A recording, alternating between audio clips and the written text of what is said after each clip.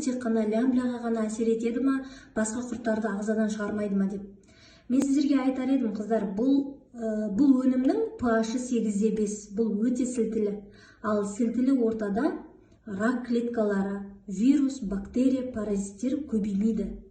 Сондықтан тек қана лямбляға емес, басқа да паразиттің түрлеріне бұл әсер етеді, бірақ кішкене ұзағырақ ішу керек болады. Басқа да ем жүргізу керек болады ондай адамдарға.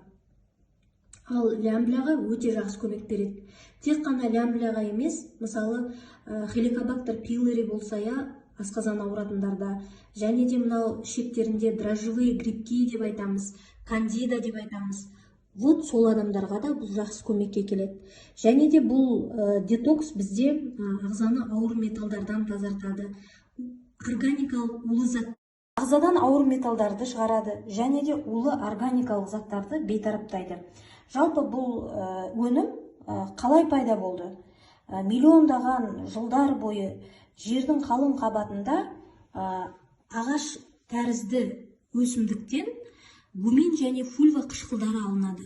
Ол гумин, фульва қышқылдары жер бетіндегі барлық адамдарға керек микроэлементтерді өз бойына жинақтаған,